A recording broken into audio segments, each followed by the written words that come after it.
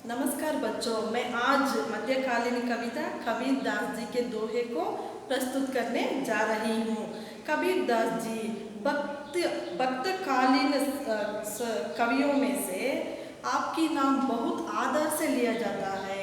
कबीर दास जी का जन्म 1399 का मतलब है 1399 में काशी में हुआ है।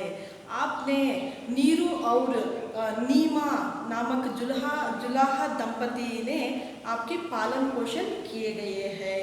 कबीर दास जी ने अनपढ़ कवि है, लेकिन उनका ज्ञान, उनका आत्मज्ञान बहुत से बहुत अधिक थी।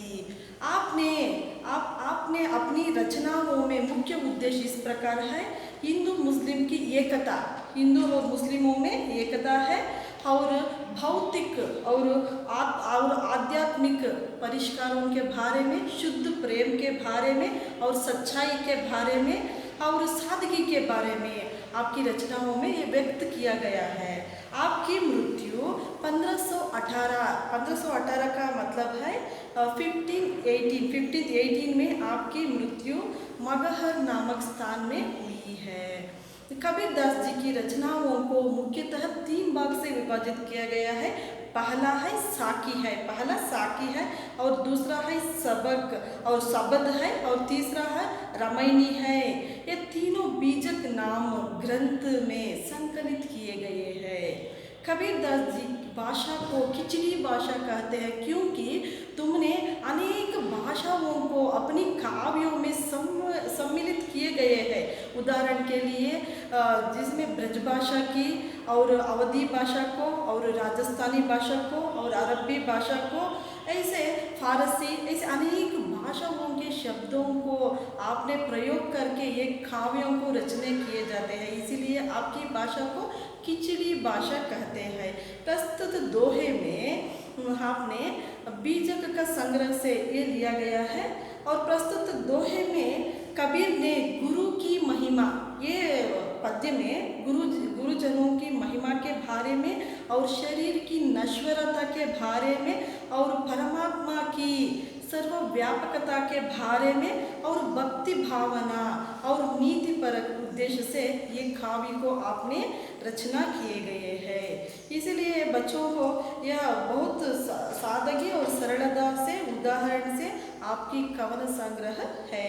पहला पंक्ति इस प्रकार है: सदगुरु के परताप थई मिटी गया सब दुख दर्द, कह कबीर दुविधा मिटी गुरु मिलिया रामानंद। इसमें शब्दार्थ तो इस प्रकार है बच्चों, ये शब्दार्थ को तुम्हें लिखनी चाहिए। सदगुरु का मतलब एक अच्छी गुरु, सदगुरु का मतलब है एक अच्छी गुरु, एक गुड टीचर है। और प्रताप का मतलब तो प्रभुत्व है, प्रभुत्व या ताकत होता है। और मिटी गया मीन्स मिल गया है। और दुविधा का मतलब संशय होता है। मिलिया का मतलब मिल गया। ये प्यारा में कबीर दास जी ने हमें बताया जाता है कि एक अच्छे गुरु हमें प्राप्त हुआ तो हमारा मन में रहने वाले यह संशयों को दूर कराता है, हमारे मन में रहने वाले दुख दर्दों को दूर कराता है। ये ही गुरु का श्रेष्ठ मनोभाव होता है। एक सच्ची गुरु का मनोभाव वो विद्यार्थी के मन में रहने वाले दर्दों को दूर करना, अपने मन में रहने वाले ज्ञान को वो उस विद्यार्थी पर प्रसारण करना, ये एक अच्छे गुरु का मुख्य उद्देश्य है। इसलिए वो गुरु के साथ हमें संवाद किया तो हमारे पास रहने वाले दर्द भी दूर हो जाता है और ज्ञान भी बढ़ जाता है। इसीलिए एक गुरु का स्थान महत्व होता है। दूसरी पंक्तियों में कवि गुरु गोविंद दे दोहो कड़े काके लांगू पाई, बलिहारी गुरु अपने आपने जिन गोविंद दियो बताए। इसमें गुरु का मतलब टीचर भी होता है। पुरातन काल में जो आश्रमों में ज्ञानी लोग दूसरे बच्चों को ज्ञानार्जन करने को भी, वो महान साधु व्यक्तियों को भी हमें गुरु कहते हैं। यहाँ साधु लोगों के गुरु को यहाँ लिया गया है। कवि जी ने साधु संतों के गुरुजनों के बारे में यहाँ बताने जाते हैं। और दोहो का मतलब है दोनों, कड़े का मतलब है खड़ा हुआ है, और बलिहरि मीन्स समर्पित करना, बलिहरि का मतलब है समर्पित करना, और थाया का मतलब है अपना चरण। एक बार गुरु ने ज्ञान अर्जन हमें दिया हुआ गुरु और गोविंद का मतलब है भगवान, दोनों भी एक साथ ये कबीरदास जी के सामने आ जाते हैं। इसी का मतलब है एक तरफ से गुरु और एक तरफ से गोविंद मीन्स भगवान, दोनों भी मिलकर एक ही साथ आया तो हमें किसके चरण स्पर्श कर नमस्कार करनी चाहिए, यह सोच एक दिन कबीरदास जी के मन में आ जाता है।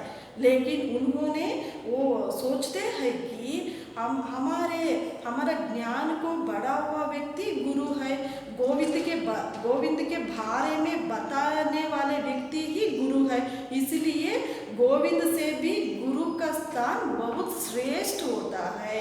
यहाँ पंक्तियों में कबीर जी ने बच्चों को ये संदेश देता है कि गुरु का स्थान महत्वपूर्ण होता है, इसको हमें सही रीति नीति से उपयोग करनी हमारा धर्म है, क्योंकि छात्रों का धर्म है। भगवान से भी अधिक स्थान पर ऊपर का स्थान रहने वाला ही गुरु जी का स्थान है। अगले प्यारा में गुरु जी ने माटी कहे कुमार से तू क्या रौंदे मोय, तू क्या रौंदे मोय, एक दिन ऐसा होएगा मैं रौंदूंगी तो।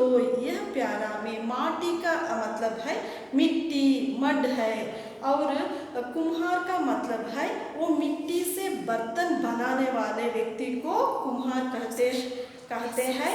और मोय का मतलब है मुझे है, और इक का मतलब है एक है, और रौंदूंगी का मतलब है पैरों से कुचलना। एक कुम्हार का काम क्या होता है कि मिट्टी को रौंद कर वो बर्तन बनाने का कुम्हार का काम है।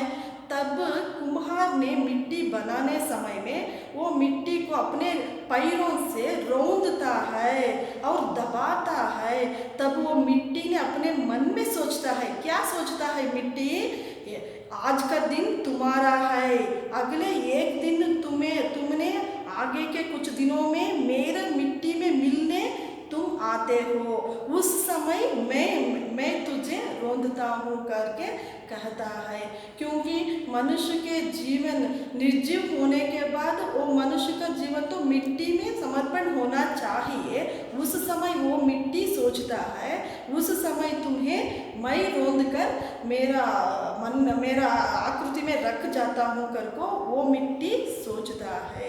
इसीलिए इंसानों का जन्म बहुत श्रेष्ठ होता है, इस समय को हमें सही रीति से जाना चाहिए। अगले प्यारा में निंदक नियरे राखिए, आंगन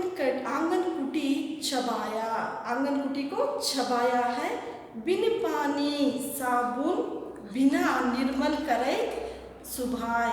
इस प्यारा में निंदक का मतलब है निंदा करने वाला, और नियर के मतलब है पास में, और कुटी का मतलब है झोपड़ी, कुटी का मतलब झोपड़ी है, छबाई का मतलब है बनाकर, और निर्मल का मतलब है साफ सुथरा।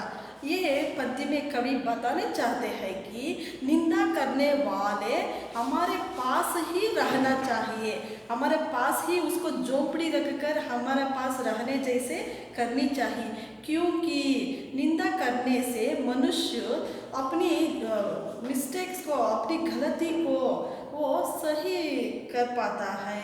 निंदा नहीं किया तो वो इंसान को कंट्रोल नहीं मिलता है। कोई निंदा करने वाले व्यक्ति अपने पास रहे तो वो कभी भी वो व्यक्ति अलर्ट से रहता है, इसीलिए उस तरह के लोग रहे तो हमारे लिए वो अच्छी रहता है। और बिना पानी और बिना साबुन के लिए हमारा गंदगी कैसे दूर होता है? नहीं होता है।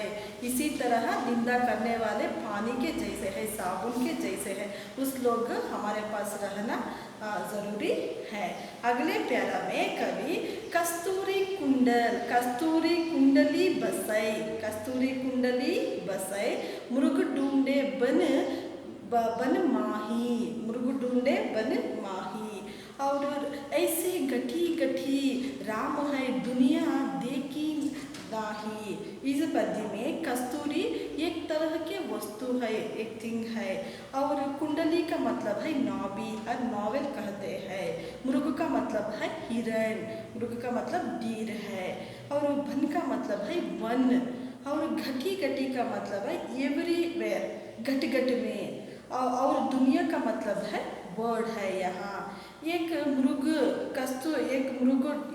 हिरण तो कस्तूरी को ये पूरे वन में ढूंढकर वो सर्च करता है, लेकिन उनके शरीर में, उनके नाभि में, उनके नावल में वो कस्तूरी रहता है, लेकिन वो नहीं पाता है।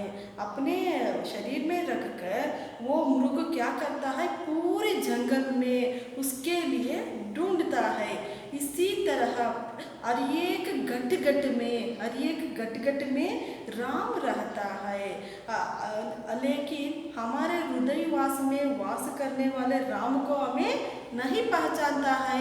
किसी दूर जाकर हमें राम के लिए दर्शन पाने के लिए हमें जाते हैं, लेकिन हमारे आसपास, हमारे हृदय में भगवान का वास रहता है, वो कुछ लोग उसको नहीं जानते हैं। अगले प्यारा में कवि ने बहुत दिनन की जेवती और भाट तुम्हारी राम, जीव तरसै तुझ मिलन खो मनी नाही विश्राम। इस पंक्तियों में कवि बहुत दिनों से जेवती मीन्स इंतजार, जेवती का अर्थ है इंतजार करना, और भाट का मतलब है मार्ग या रास्ता, और जीव का मतलब है प्राण। एक इसमें कवि बताने चाहते हैं बहुत दिनों से मैंने इंतज़ार कर रही हूँ, क्योंकि आपकी श्री राम की दर्शन के लिए मैंने मेरा ज़िंदगी में बहुत दिनों से मैं इंतज़ार कर रही हूँ।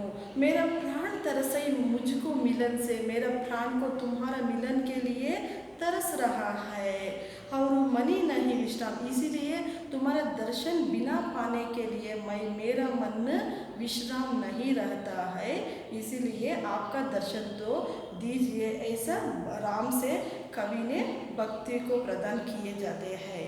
और जहाँ दया, और आगे प्यारा में जहाँ दया तहाँ धर्म है, जहाँ दया तहाँ धर्म है, जहाँ लोभ तहाँ पाप, जहाँ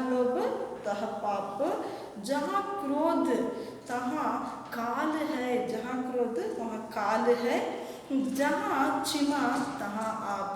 इस पंक्तियों में शब्दार्थ दया का मतलब है काइंडनेस, और धर्म का मतलब है रिलीजियस, और लोभ का मतलब है लालच, लोभ का मतलब है, क्षमा का मतलब है क्षमा करना, और क्रोध का मतलब है गुस्सा करना।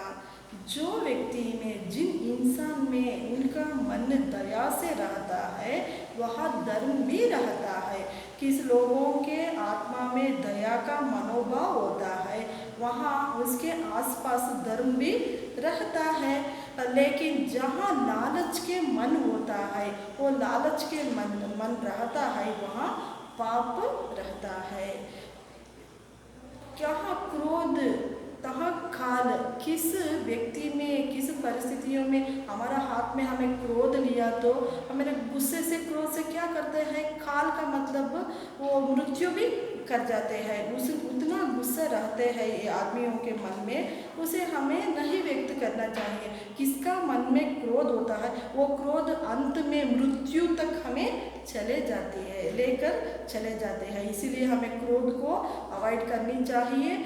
जहाँ क्षमा तह आप, कहाँ क्षमा का गुण होता है, क्षमा का गुण होता है, वहाँ आप रहते हैं। आपका मतलब कौन, यहाँ भगवान रहते हैं। कहाँ क्रोध होता है, वहाँ मृत्यु तक हमें लेकर चले जाता है। कहाँ क्षमा का गुण होता है, वहाँ भगवान का वास रहता है। इसलिए हमें हमेशा भी क्षमा गुण से रहनी चाहिए। काल करे सो आज करे, काल करे सो आज कर, आज करे सो अब, आज करे सो अब, पल में परलय होएगा, पल में परलय होएगा, और बहुरी करेगा कब, बहुरी करेगा कब। इसमें काल का मतलब है समय, समय भी आता है। टुमारो, टुमारो को भी यह दिखाया जाता है। यहाँ कवि ने टुमारो का मतलब से ये काल को दिया गया है। काल करे, आज करे, कल करने का क्या काम रहता है, कल करने का क्या क्या रहता है, हमें उसको आज ही करनी चाहिए। समय तो बहुत प्रेशियस है ना, इसीलिए हमें कल करने का वो क्या क्या काम रहता है आज ही करके समाप्त करनी चाहिए। लेकिन आज करने का समय हमें आज क्या क्या हमारा प्लान्स जो है उस कामों को हमें अब ही करना शुरुआत करनी चाहिए। क्योंकि पल में का अर्थ है सेकंड्स में, सेकंड्स में प्रलय का मतलब है प्रलय हो जाता है। कब प्रलय हो जाता है उसके बारे में हमें नहीं पता चलता है, इसीलिए क्षण क्षण भी हमें बहुत इम्पोर्टेंस है। वो पल भर में प्रलय हो गया तो कल का काम भी नहीं कर पाते हैं, आज के काम भी हमें नहीं कर पाते हैं। बाहर ही करेगा कब, वो दूसरे काम सब हम कब कर पाते हैं। इसीलिए समय बहुत अमूल्य दर है, इसको सही रूप से हमें सदुपयोग करनी चाहिए। समय पर हम आलसी मत करनी चाहिए, ऐसा लेजी मेंटालिटी को हमें मत करनी चाहिए। अगले प्यारा में कवि जी ने दुख से सुमिरन सब करे, सुख में करे ना कोई, जो सुख में सुमिरन करे तो दुख कहे कोई। यहाँ कुछ लोगों का मेंटालिटी तो इस प्रकार रहते हैं, दुखी में सुमिरन कब करें, बुरा समय, दुख में रहने समय में हमें भगवान को प्रार्थना करते हैं, क्योंकि ये दुखों से मुझे बचाओ, इस कष्टों से मुझे बचाओ, इस तरह से मन रखकर हमें भगवान से प्रार्थना करते हैं। लेकिन सुख में करे ना कोई, यदि वो मनुष्य को सुख संतोष से समय बीतने समय वो कुछ लोगों ने भगवान को याद ही नहीं करता है। हमें दुख आया तो भगवान के पर रक्षणा करने के लिए भगवान से हम प्रार्थना करते हैं, लेकिन सुख में ही कुछ लोग भगवान का स्मरण नहीं करता है। जो सुख में सुमिरन करे, सुख में भी हमें भगवान का स्मरण किया तो दुख कोई हो हमारे पास दुख ही नहीं आता है। कोई सुख शांति में रहने वाले व्यक्ति जो है वो भगवान को प्रार्थना किए तो उनके पास उनके आसपास दुख का वातावरण नहीं रहता है। इसलिए हमें भगवान का कृपा हमारे पास रहना ज़रूरी है। हमने भगवान को प्रार्थना करना हमारा कर्तव्य भी है। और अंतिम प्यारा में कवि कहते हैं, जाति ना पूछो साधु की, जाति ना पूछो साधु की, पूछ लीजिए ज्ञान, मोल करो तलवार का, पड़ा रहना दो म्यान। इसमें जाति में से रिलीजन आते हैं और म्यान का मतलब जो तलवार रखने का जो कोश को हमें म्यान कहते हैं। इस पंक्ति में कवि ने जाति ना पूछो साधु की, कोई ज्ञानी वाले लोग रहे तो उनका ज्ञानों को हम स्वीकार करनी चाहिए, उनका जाति के बारे में मत पूछनी चाहिए।